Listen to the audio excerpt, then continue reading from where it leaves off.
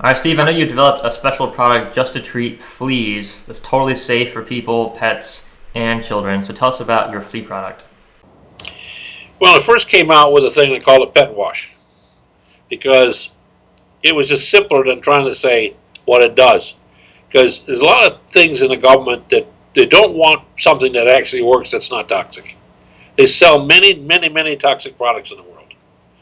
And our world is now so contaminated that we have serious problems with our health. But this is simply a better product than it is even like we have that, or we have the Tvedten enzyme cleaner will do what this does, but it has a stronger surfactant in it than this. This surfactant is basically No More Tears baby shampoo.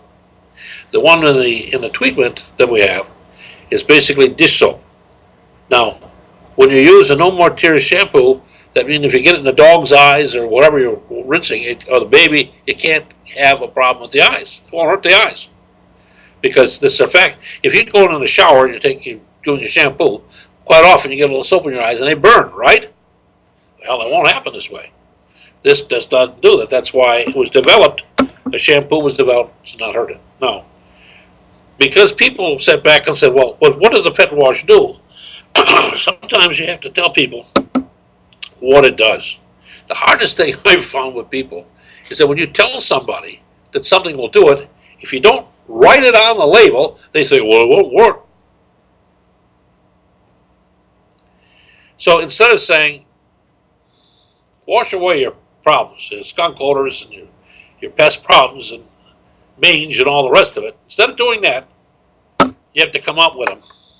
So we have one that says fleas and ticks. We have one for mange. All kinds of them are gone.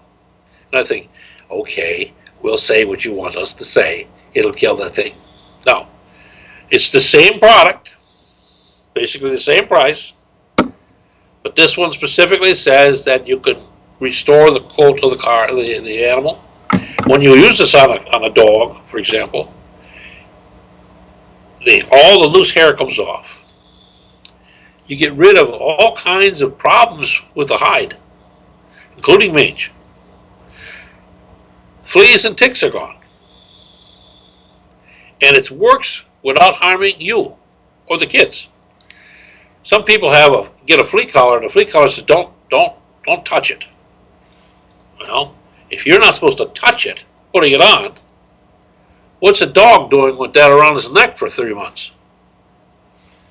Obviously, it's not a good thing. Well, what happens when the kid pets the dog? All those poisons that are on the dog, they've now said that some of the kids that got autism were getting it because of the sprays they were using to kill the fleas. It's the same stuff that they were using to get the lice on kids' heads. The kids were getting autism. They were having mental problems. They were having physical problems. And they were getting sick. You can't get sick from this. There's nothing in it to hurt you.